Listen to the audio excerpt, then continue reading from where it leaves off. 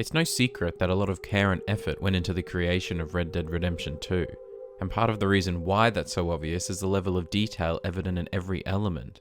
Each location from the game's first 5 chapters is a perfect example of this effort, each representing and imitating different elements of life in the late 19th century, both in the United States and abroad. But in Chapter 6, life of the Van der Linde gang has really taken a turn for the worse, even worse than before, and there's still plenty of interesting history left to uncover.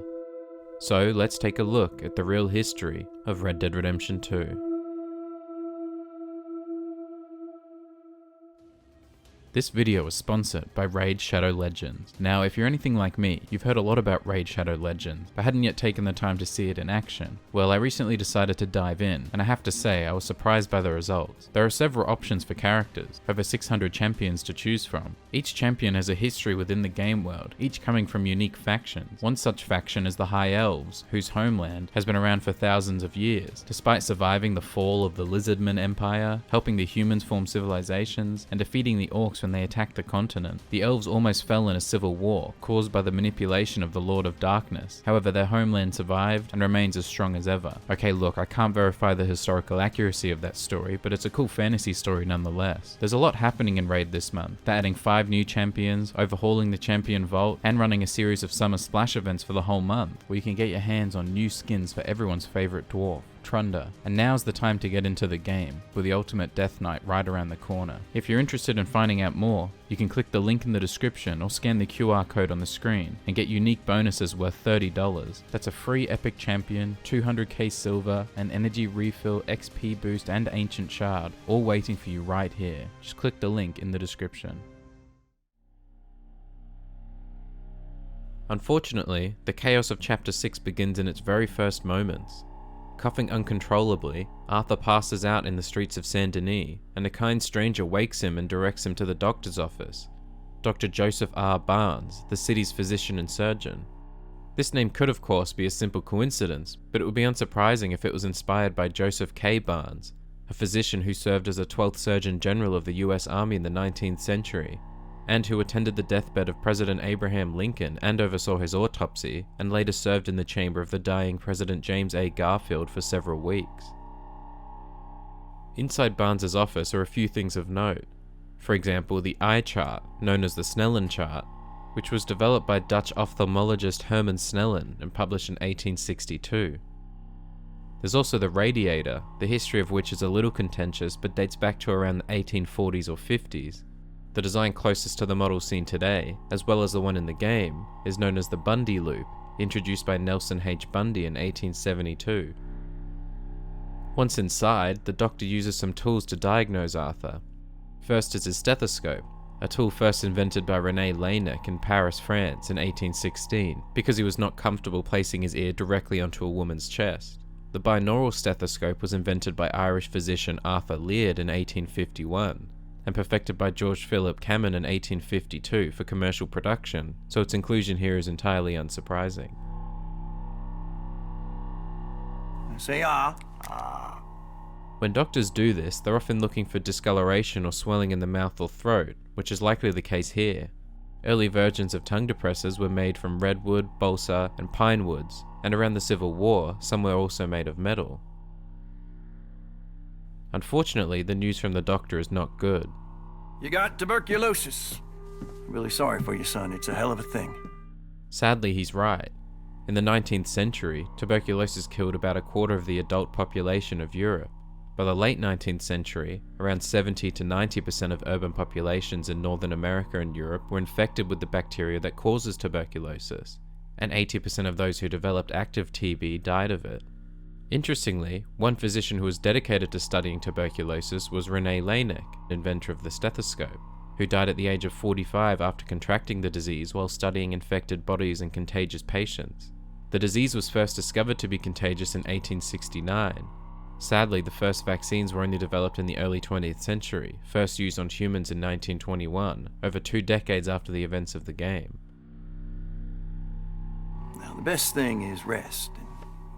Getting somewhere warm and dry and taking it easy. In the latter half of the 1800s, there was a movement for sanatoriums to be founded to aid and potentially even cure tuberculosis patients. One such sanatorium was founded in Falkenstein in 1877 by Peter Detweiler. In 1886, he published findings claiming that 132 of 1,022 patients, almost 13%, had been completely cured. Sure, I can just take my winters in my country club in California. Now, country clubs originated in Scotland and first appeared in the United States from upper-class elites in the early 1880s, so fairly recent to the game. By 1907, they were considered the very essence of American upper class, so basically everything Arthur and the gang despises, hence his tone. One thing in this mission that isn't particularly surprising, but would be very out of place today, is seeing the doctor start smoking.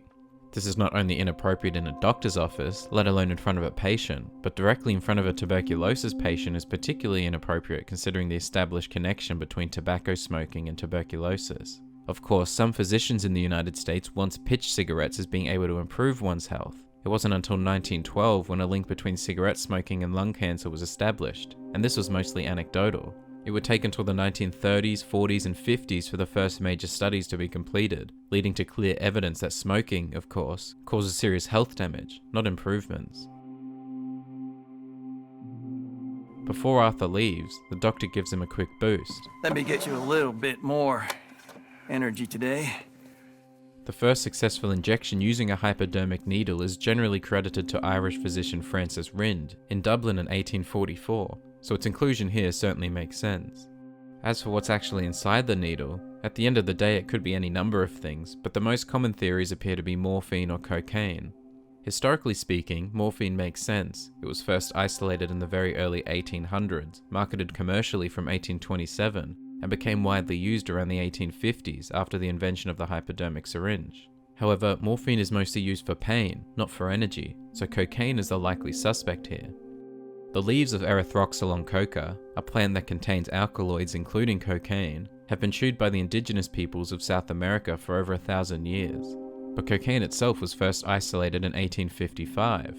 Soon afterwards, Western medicine began using coca and cocaine, and in 1885, US manufacturer Parke Davis sold cocaine in several forms, including a mixture that could be injected using the needle that was included. Interestingly, a common effect of injecting cocaine that isn't shared with other methods of ingestion is a ringing in the ear that lasts around 2 to 5 minutes, including tinnitus and audio distortion. So perhaps Arthur's brief hallucinations once he leaves the doctor's office are actually somewhat scientifically accurate.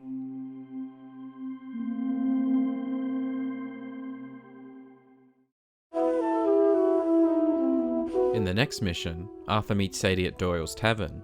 Behind the bar, you can find a beer tap, better known as a beer engine. This was actually invented by Dutch merchant John Lofting in around 1688, but it was Joseph Bramah who further developed, refined, and patented the design in the 1780s and 90s, derived from his much more important invention, the hydraulic press. On the way to their destination, Sadie updates Arthur on some of the members of the gang. Strauss is a bag of nerves.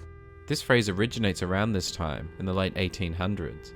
The word nerves has been used as a metaphor for distress or nervousness since the 1800s too, possibly due to the medical theory that anxiety and agitation was caused by weak or sensitive nerves. Sadie and Arthur's destination, of course, is a hot air balloon. Now, the hot air balloon was developed by French brothers Joseph Michel and Jacques ten Montgolfier, and was first developed publicly in an unmanned 10-minute flight in September 1783. After experiments with animals, the first tethered human flight took place the following month. The first flight in the Americas took place almost 10 years later, in January 1793, starting from the Walnut Street Jail in Philadelphia. The balloon's pilot, Arturo Bullard, reassures Arthur that the weather is satisfactory.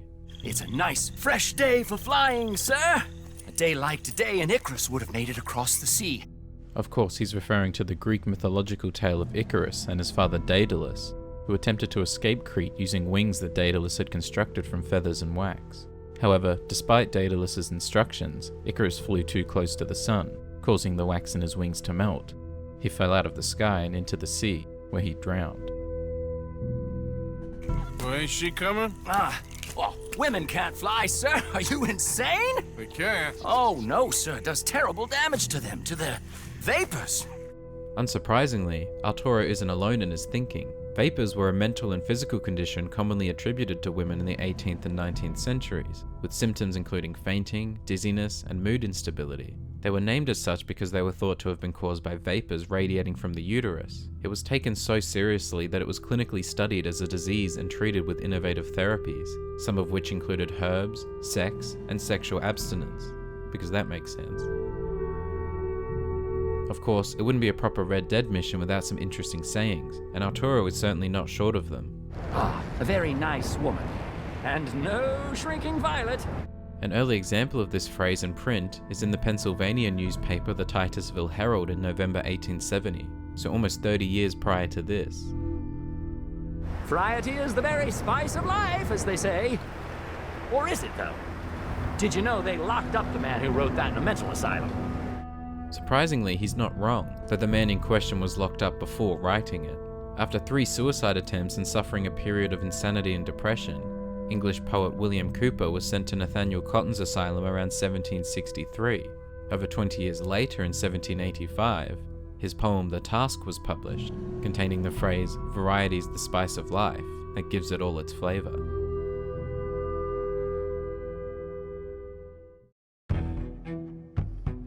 In this mission, and especially in the following one, we get a good look at Sisika Penitentiary, the prison in which John is being held.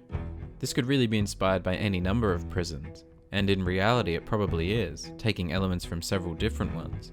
One possible inspiration is the Louisiana State Penitentiary, the largest maximum security prison in the United States, which moved to its current location around 1901, only a couple of years after the events of the game. This inspiration particularly makes sense due to the Louisiana State Penitentiary's relative proximity to New Orleans, especially considering Sisika's close proximity to the game's New Orleans counterpart, Saint Denis. In regards to Sisika's presence as a prison island, there are a few notable real-life examples from which the game likely takes inspiration, like the Alcatraz Federal Penitentiary in California, open from the 1930s to 1960s, or more likely McNeil Island in the northwest United States, which opened in 1875 and was later known as the McNeil Island Federal Penitentiary. The last remaining island prison in the US to be accessible only by sea and air, it was officially closed in 2011.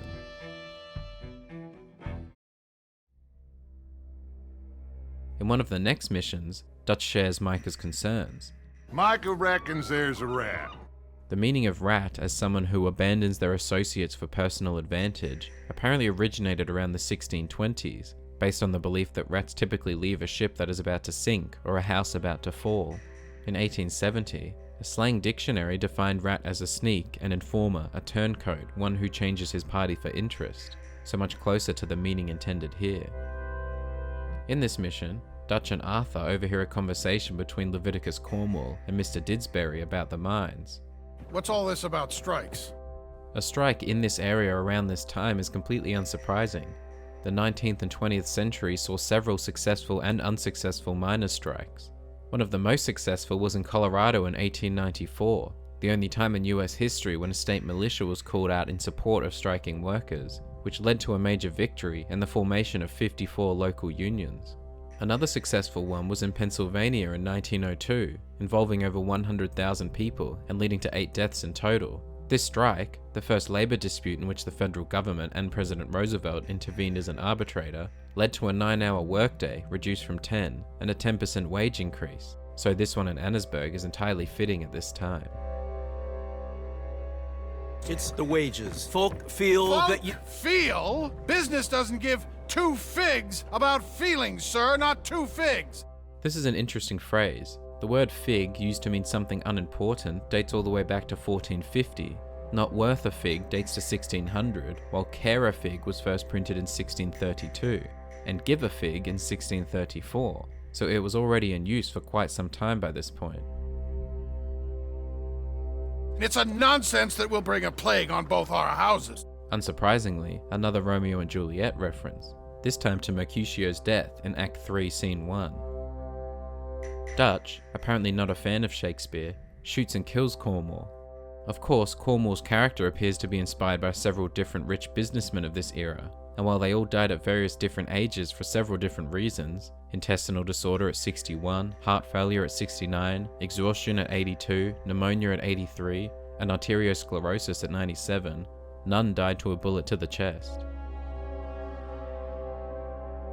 At the end of this mission, Micah's insults to Arthur only increase. Meet me there when you can, Black Lung. Interestingly, black lung disease, or CWP, coal workers' pneumoconiosis, is a real disease that's caused by long-term exposure to coal dust. I doubt Micah knows this, but tuberculosis is more common in victims of black lung disease, though it's a rarer complication now than it once was.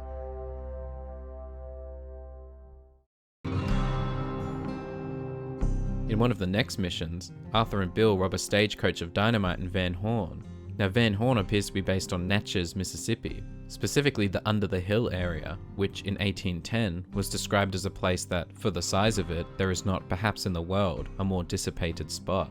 Besides the visual similarities too, this area was frequently visited by highwaymen, river pirates, and gamblers, so it appears to have a decent amount in common with the area of Van Horn as well. After they steal the stagecoach of dynamite, Bill shares some wise words to Arthur. Get off one good shot and I'll blow us close to Kingdom Come! Historically speaking, he is correct, dynamite does explode, but I'm more interested in the words he's saying. They're derived from the Lord's Prayer, which exists in several different versions. One such reads, Our Father, which art in heaven, hallowed be thy name, thy kingdom come, thy will be done. Similarly, Micah says something of note towards the end of the mission. I know we ain't always seen eye to eye. This phrase likely derives from the book of Isaiah. The watchmen shall lift up the voice, with the voice together shall they sing, for they shall see eye to eye, when the Lord shall bring again Zion. There's a big picture here, Arthur. Now the term big picture is a lot less archaic. One of the earliest known publications of the term was in 1862, though this was only semi-metaphorical. In its more modern and well-known usage, the earliest publication was, funnily enough, in 1899. Micah knows how to get with the times after all.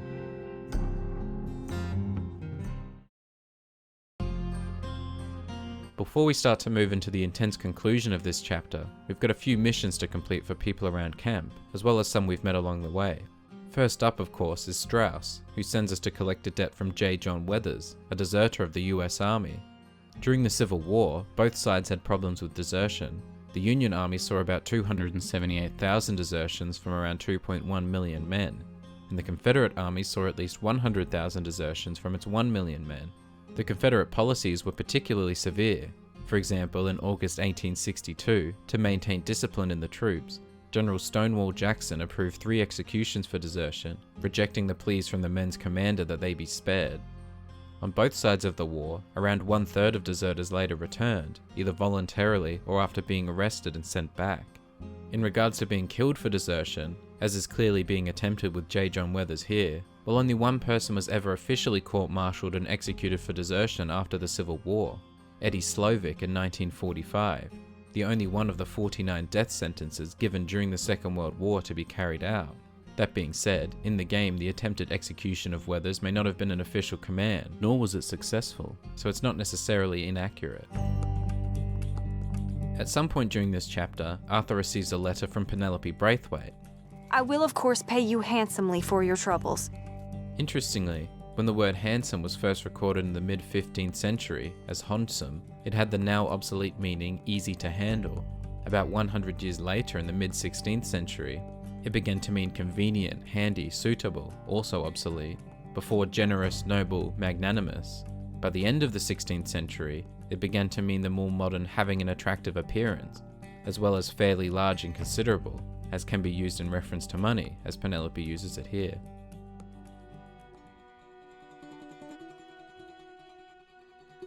In one of the more interesting optional missions, Arthur encounters Edith Downs, the widow of Thomas Downs, who Arthur killed in Chapter 2, and from whom he likely contracted his tuberculosis. As we saw the last time Arthur encountered Mrs. Downs in Saint Denis in Chapter 4, she is now trying to earn money doing sex work. Such a life wasn't particularly uncommon around this time, though especially prior to the Civil War, particularly for women seeking economic necessity. New Orleans, the real-life equivalent of Saint Denis, was especially known for its thriving sex trade, operating 7 days a week. In 1859, Dr. William Sanger performed a study of 2,000 prostitutes in Blackwell's Island in New York, so not particularly close to any real-life equivalent of Saint Denis or Annesburg, but an interesting study nonetheless. He discovered that almost 15% of the women, like Mrs. Downs, were widows, and more significantly, almost 85% depended solely on the work as their primary income. Around 25% of the women were destitute prior to starting the trade, and their decision in doing so was often shaped by financial considerations. The profession was not particularly lucrative and was notably risky, but sex workers were said to have been able to earn as much in an hour as a seamstress could in a day. However, the risk was almost certainly not worth the reward. Even beyond the prevalent danger of disease, sex workers were frequently the victims of violence, and simply their profession alone was enough for them to be outcasted by society, and for their legitimate accusations to not be taken seriously. In this mission, Arthur finds Edith's son Archie at the mines, where he also encounters the miners with interesting looking hats. Now, prior to 1850, light in mines mostly came from candles, or small lamps hung from crevices or hammered into the timber. Around 1850 in Scotland, the oil wick cap lamp was invented. Shaped like a kettle and exceedingly smoky, it was worn on soft caps for the convenience of the light, but the light only really went a little further than one's face. The light that we see on the hats in the game is a carbide lamp, which burned clearer, brighter, and at a wider range. However, the first carbide mining lamp was patented by Frederick Baldwin in August 1900, and commercial production began after this. So either these miners are about a year ahead of their time, or they created their own carbide lamps before Frederick Baldwin got around to applying for a patent the following year. Of course, one of the missions that Arthur can complete in this chapter is for the very lovable Sister Calderon. The mission is called Of Men and Angels, derived from the first book of Corinthians. If I speak in the tongues of men and angels, but have not love, I am only a resounding gong or a clanging cymbal.